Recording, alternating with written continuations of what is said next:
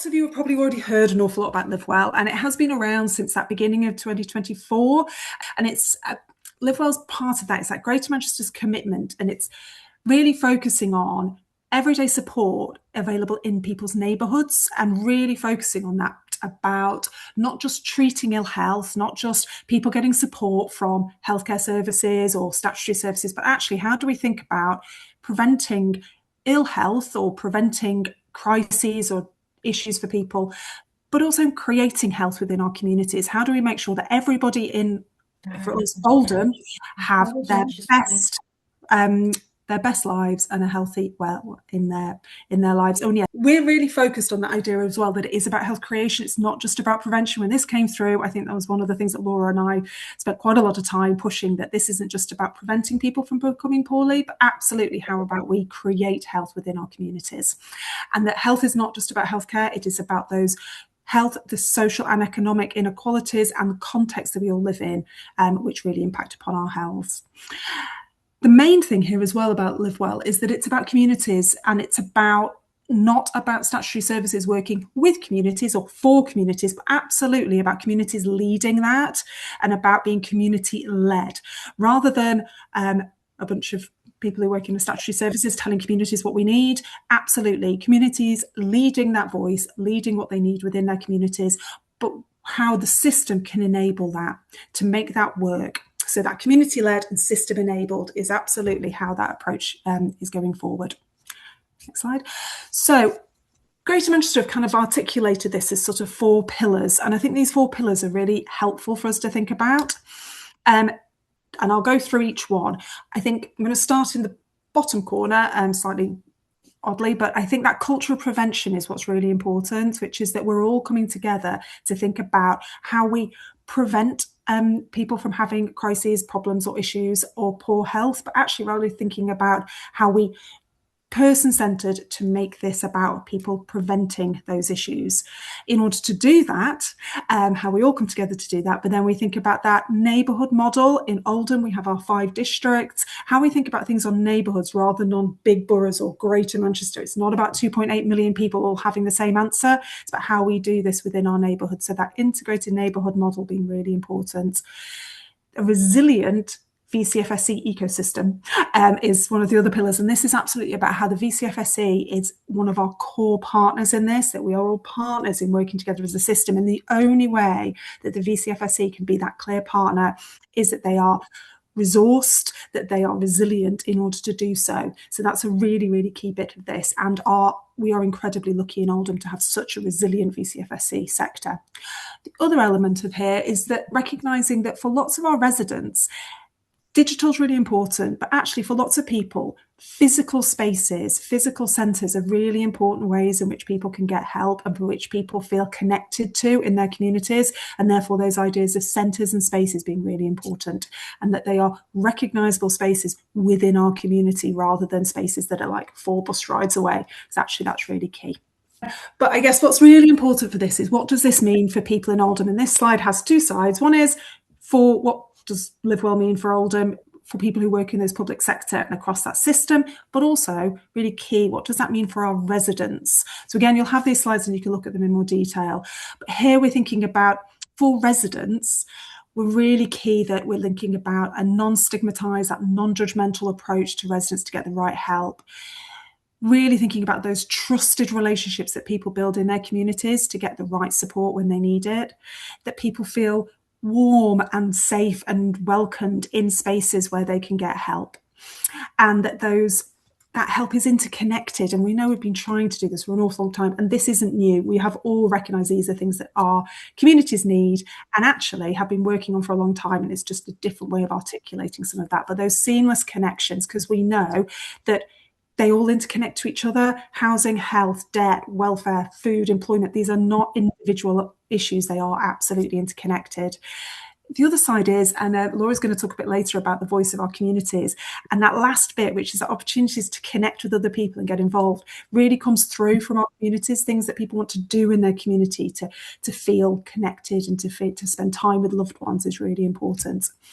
quickly, just from a professionals and from our VCFSC, this is just that recognition of us wanting to bring it together. There's an awful lot here available in terms of how we can share training, knowledge, expertise across our system. And this is absolutely about everybody from different bits of our services, from the VCFSC sector, public sector, and others, to share their knowledge and skills so that we can all be ensuring that residents get the right support where they need it, and that we really push that sense of those trusted relationships with our residents, and how we also want to work together to ensure that we can help all professionals who work in this navigate what is often quite a complicated system, and really want to make sure it doesn't feel as complicated for anybody.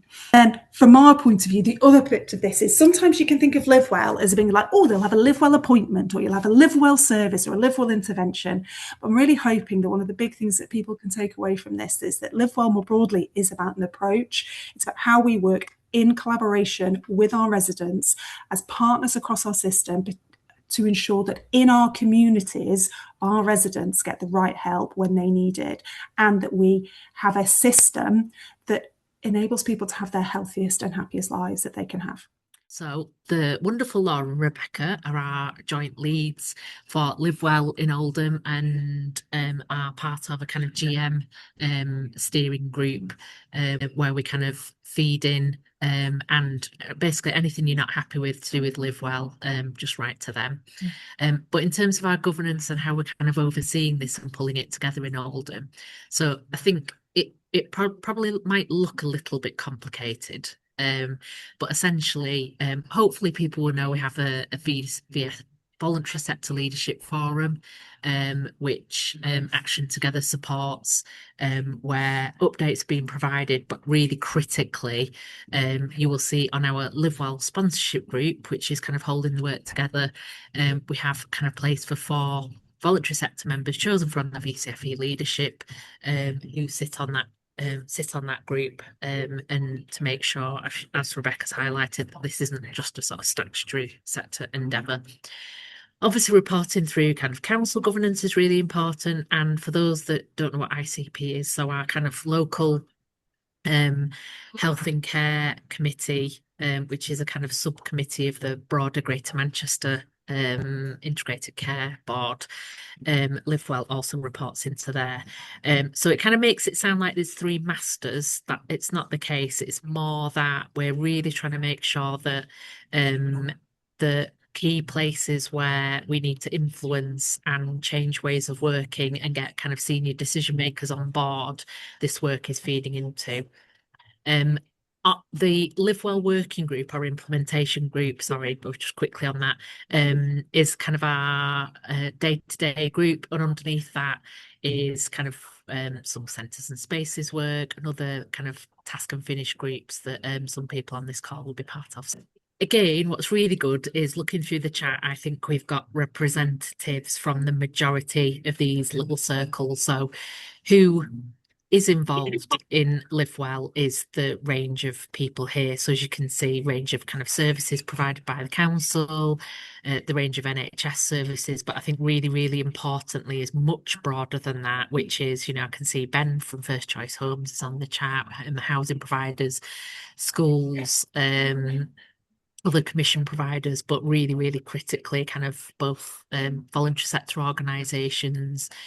Really important that we're linked in with community groups, and obviously it's unfortunate that it's a grey circle, but Oldham residents, like a big, is really important. I think we need to change that to a more exciting colour. But these are all the people who are involved. But if you think there's gaps, if you think there's people who are kind of not cited on this and not involved, please do let us know.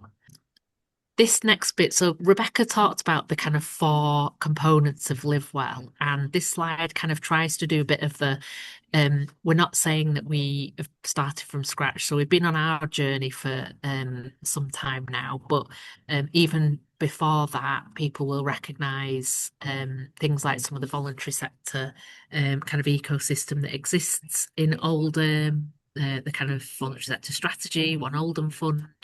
Then in terms of the integrated neighbourhood models, there's colleagues here who've been heavily involved in obviously establishing the family hubs.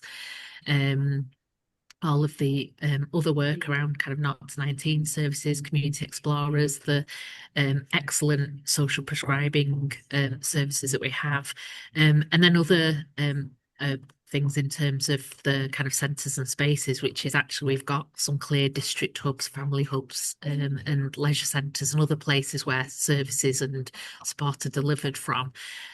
So this is just kind of describing where we are now, but obviously we want to do more. A bit about the kind of concept of centres and spaces. So just to sort of debunk a bit of a myth that this is about kind of sticking a sticker on a place and saying that is live well. So hopefully you'll recognise, especially colleagues from the kind of district teams and who are working on a neighbourhood footprint now, we've kind of live well centres means somewhere that people kind of feel welcome or accessing support, where a range of kind of services and support are delivered from. It's not an exclusive thing, so it's not a kind of well, I'm a live well centre, so you can't be. But what we have been asked by Greater Manchester to do is kind of be clear on some key places which kind of the majority of or some key levels of support are delivered from. And obviously we have in Oldham, probably less so in East, but we have some really identifiable civic spaces, whether that be kind of Royton Town Hall, Oldham Library, Failsworth Town Hall, and there's some key bits of work around those that we can come to.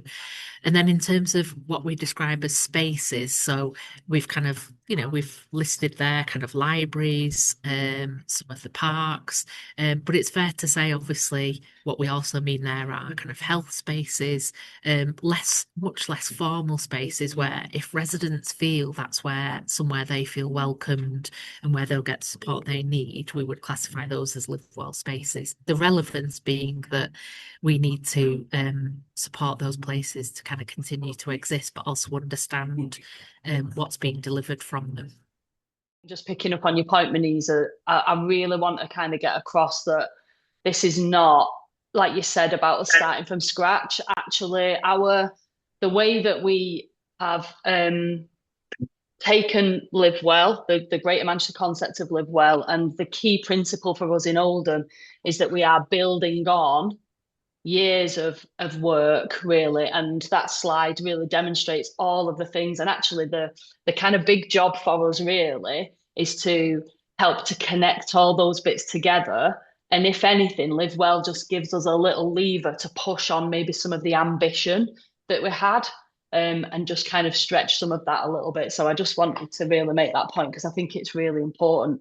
So I wanted to just talk about a couple of kind of areas of work that we've been working together on as a system over the last year that are all part of the Live Well approach. So the first one I want to talk about is the East Oldham Accelerator. Essentially, 4 localities across Greater Manchester were bidded into some funding for the National Lottery to do a piece of work that was about the Live Well approach and to test and learn really on a particular thing. And in Oldham, we really wanted to focus on 2 things. We wanted to figure out how we can involve local people more often in decision making around what's important in their community, around them being healthy and happy, but also not just what's important, also deciding on where funding should go to support that, increase that, enhance that. So across last year, working Action Together, working with the council and some health partners, we engaged a load of residents in East Oldham and some grassroots community leaders, and we co-designed with them a new way of involving residents in decision making around where funding should go to. And essentially what that work did was co-designed a different way of kind of engaging with residents. So new approaches to engagement and understanding resident insight, but then really critically, co-designing and actually prototyping, and residents led this work, ways in which we can involve more local people in deciding where funding should go. Essentially, it's called participatory grant making. But the impact of that has been pretty huge. So we had £75,000 worth of Live Well community funding, which was absolutely about how do we involve more local people in decision making? So we aligned that. That came after the work, but we aligned that money, and essentially we delivered a load of design jams. You can see the picture there. We had 80 people at East Oldham Methodist Church rock up for a full day of co-design, co-production, and essentially they led where the work went. But in the end of all that, we had a Power to the People event, again, led by residents and grassroots leaders. We had 80 people at that event. One of the best nights I've ever had in a village community centre.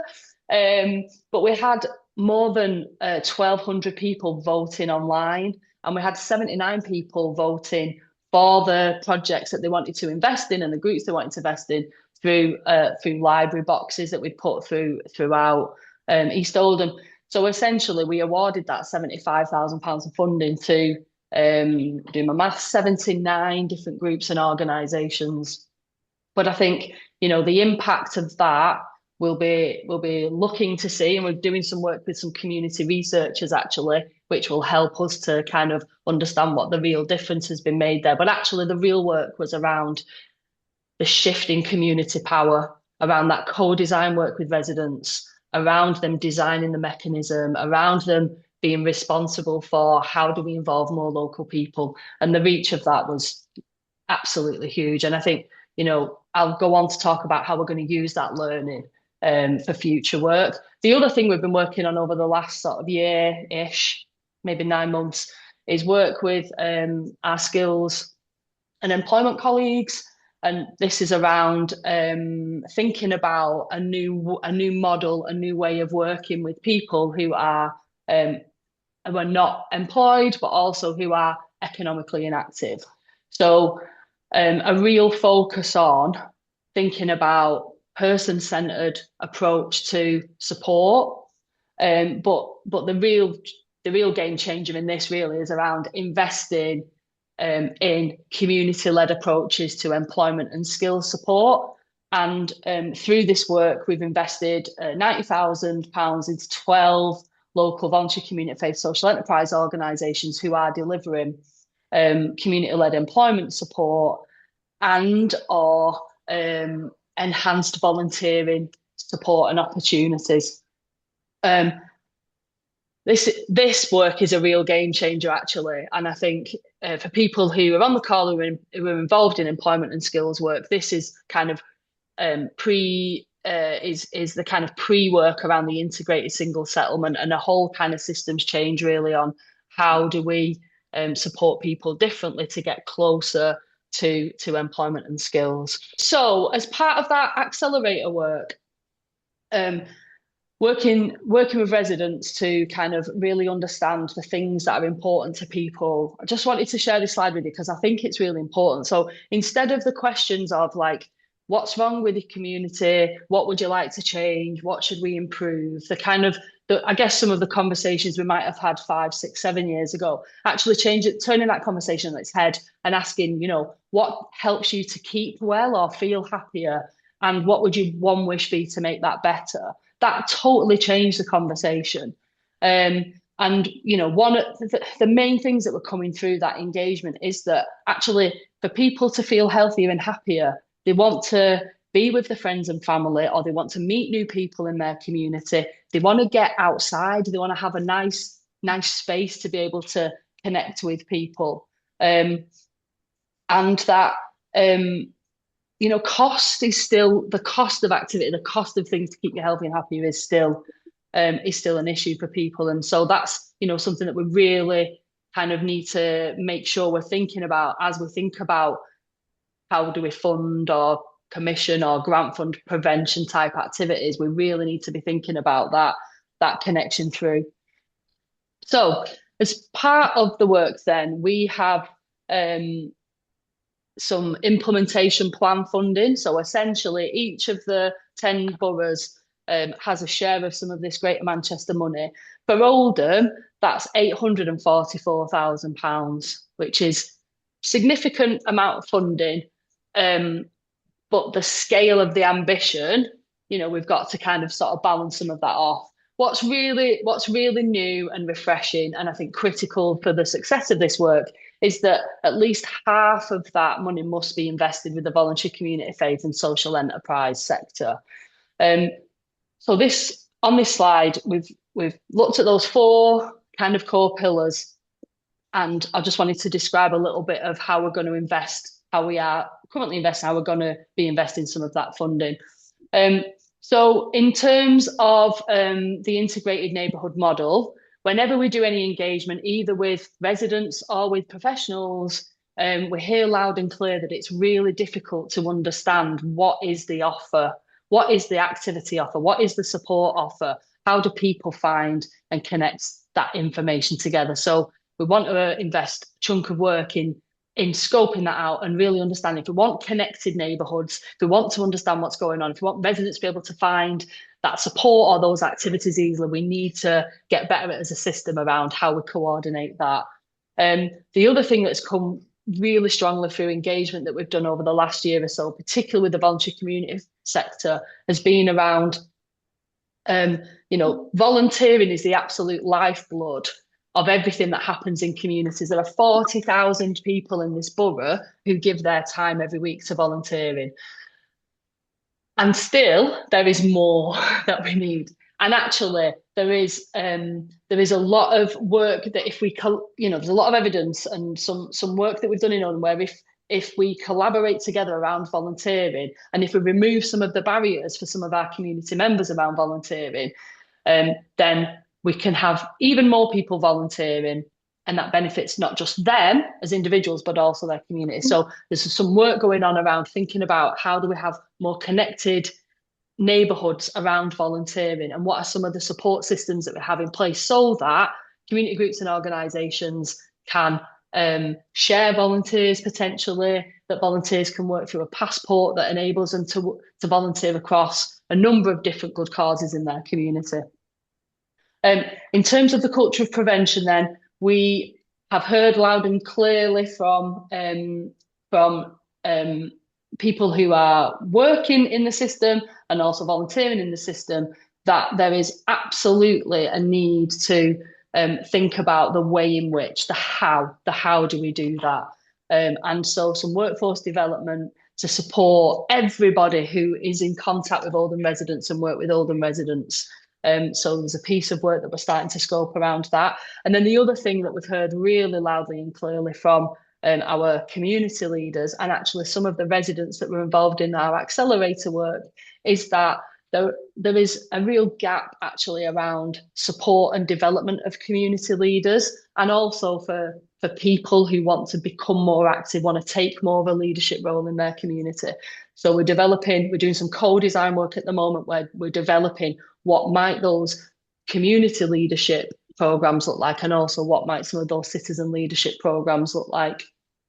If I go down to Live Well Centres and Spaces chunk, so we know, and we've done a lot of engagement work with the 40-ish groups and organisations who lead community centres and community venues, and there are some significant gaps in resourcing and funding for those centres, those Live Well spaces. And so we are going to be investing some of the implementation plan funding to support those centres and spaces around their core running costs, so that they don't have to spend all their time and energy fundraising to switch the lights on and open the doors, that some of that is taken care of so that they can spend their time and energy then on developing their activities and their support offer. To do that, we're also going to be working alongside a national infrastructure partner called Locality. They are the experts in supporting people who lead community buildings, and we've developed a partnership with them. They're going to come and give one-to-one intensive support to some of our Live Well spaces, our Live Well community centres.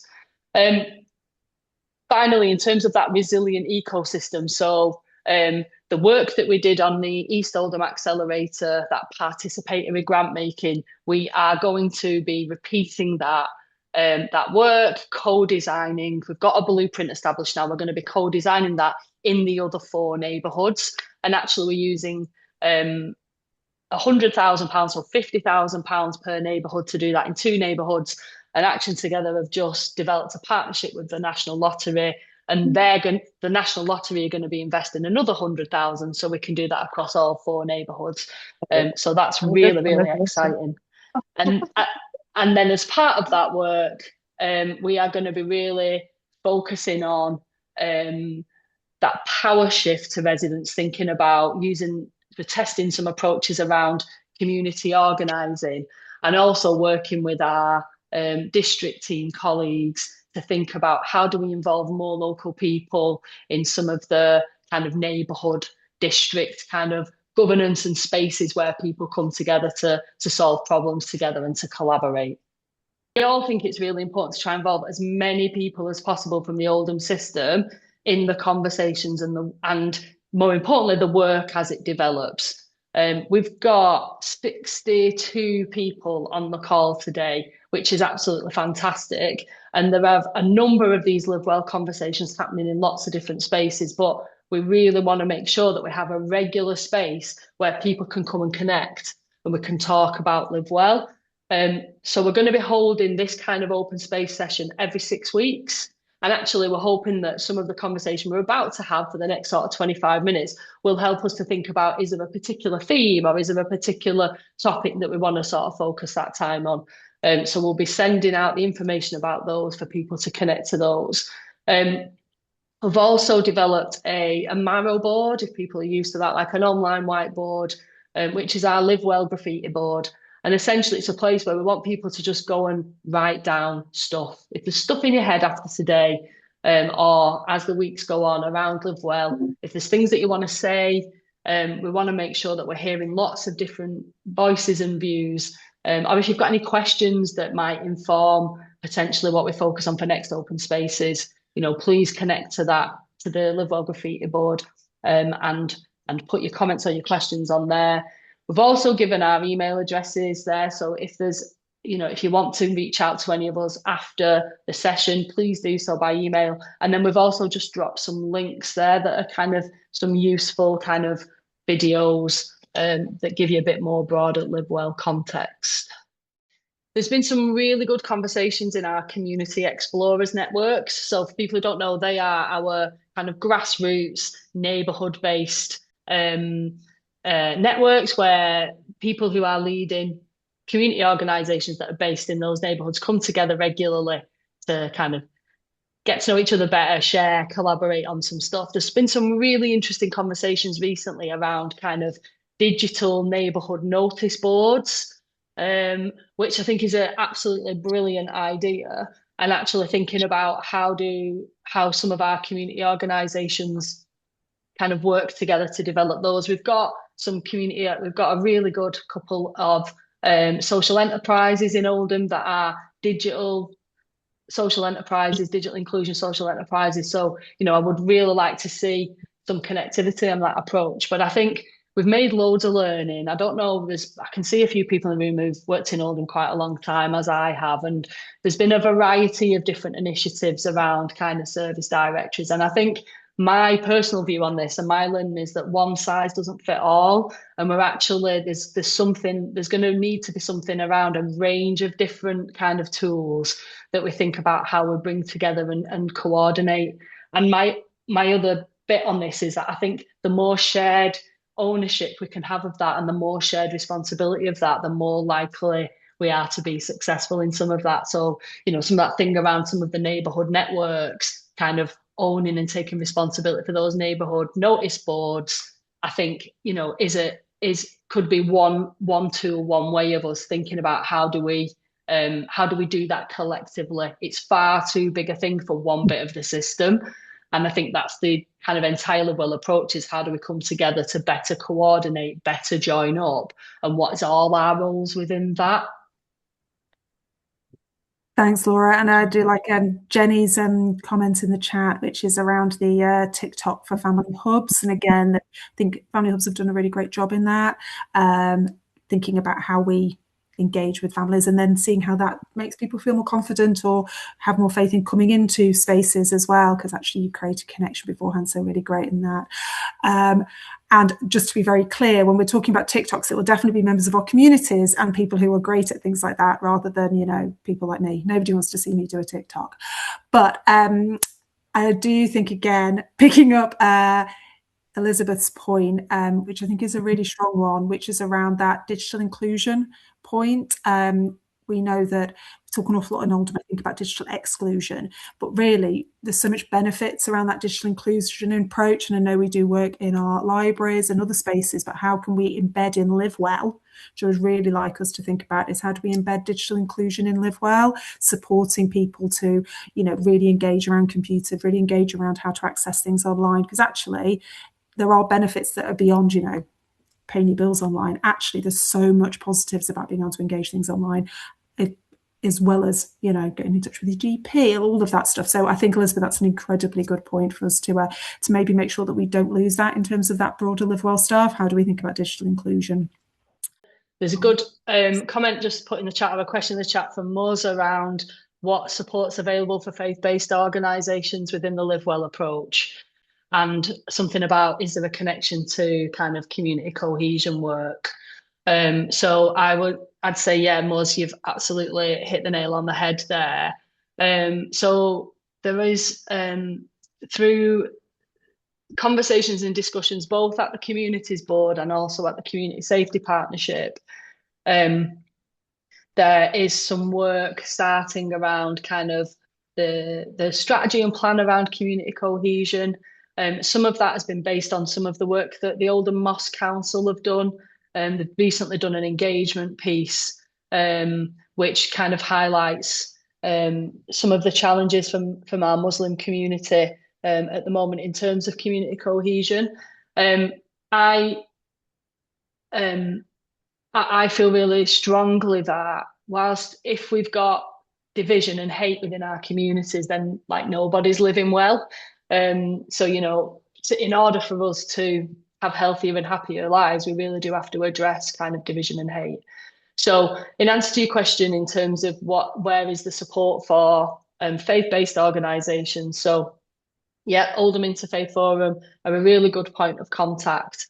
But Action Together, in our role as the local infrastructure organisation for the voluntary community and faith and social enterprise sector, we are connecting through to faith organisations to support that work in the same way that we do kind of the diverse kind of 1,400 groups, community groups and organisations in Oldham. But the thing was around kind of community cohesion and division and hate and being able to live well and, you know, improve health and well-being is so interconnected. And we're aware of that. And as our plans are developing around that work, we're making sure that we are using the resource in the best way, that we're connecting some of that work together. Thanks for that, Laura. And I wanted to pick up on Elizabeth's point around mental health and sexual health being really key topics in this, and really thinking about those issues that impact on the health and well-being of our residents that are particularly stigmatised, and that often people can feel really othered in terms of that. How do we really address that within Live Well, so that, and we often say about community support as if that's, you know, obvious and open to everybody, but actually how do we really build that supportive environment in Oldham so that all people, including those who are subject to ill health related to mental health or poor sexual health, or for example drugs and alcohol issues, or anything where we see those stigmatized issues in our communities, how do we get that right for all of our residents? So I think that's an incredibly important point, and for us to think about how we work with those experts by lived experience and experts within our communities about how to bring that together, and to recognise that all of our residents are important and that all of them should be able to access the right support where they live and where they want to access that support. So I just wanted to highlight that, because I think that's been a really key thing for us to be thinking about. We've got our community health champions as well, who obviously work across our communities. And I wondered if you just want to give people a bit of an insight around our community health champions work. Yeah, no, of course. Thanks, Rebecca. So essentially we bring together a network of community leaders who are embedded in and work alongside some of our communities that experience the deepest inequalities. there's around 70 community groups and organisations, a lot of faith-based organisations as well, who are predominantly working with our South Asian communities, our Black African communities, our Roma communities, our communities with learning disability and autism, and then kind of a bit more broadly, kind of our kind of communities that are experiencing the kind of deepest poverty. And there's obviously quite a lot of intersection there. So we bring together that network of community groups and organisations, and we invest in their capacity to engage with their communities, to have conversations, like culturally competent conversations, to understand people's experience, not just around health, community health champions, but not just about health. We've done a lot of work together around kind of health topics. So, you know, some things around kind of immunisation, thinking about some of the barriers to immunisation, but also kind of hearing from communities around some of their experiences around cancer, but also more broadly thinking around those communities' experience of the cost of living crisis. And actually a number of those community health champion organisations directly deliver household support funding directly to into those communities. But essentially, they're a really important group of community leaders who are very in touch with their communities and bring together insight around people's experiences, so that as a system we can better understand how do we overcome some of the barriers or challenges that those communities face. Just as a little side note, I've been in a Black African pastors WhatsApp group since we started the Community Health Champions work, so about for the last 5 or 6 years, and it is the most joyous WhatsApp chat I've ever been in. So if I'm having a tough day at work, I just go and have a look at some of the inspirational messages. So actually kind of sharing some of that work together. And what we've actually found is that by bringing together quite a very diverse range of groups and organisations, they are working better together to support people. So we've got some really good examples of where local mosque was struggling to support a family who had a young adult with learning disabilities, and connected with Opal, one of the charities that supports people with learning disabilities, and, you know, working together have provided some really good wraparound support for that family. So just by getting to know each other and by connecting in a different way, really kind of improving residents' experience and the impact for residents. Hopefully this has been a really useful and interesting session for everybody. As we said, we're going to do them every 6 weeks, but I'd really love us, all of us would really like it if we co-produce what it is that we're going to talk about. There's lots of things that were happening around Live Well, but actually there's loads of things that we could talk about in more detail. So anything that people wish to talk about, please either put them in the chat here, send them through by email, or put them on the Miro board. And we'll be looking for future sessions to do things more like little group sessions, etc., just so that we get all of the information from you, so that we are having those two-way conversations. But hopefully today's session has given you an overview about what Live Well looks and feels like, and what it might mean for you, and get your thoughts spinning around about what it could mean for you and how you improve the lives of residents of Oldham.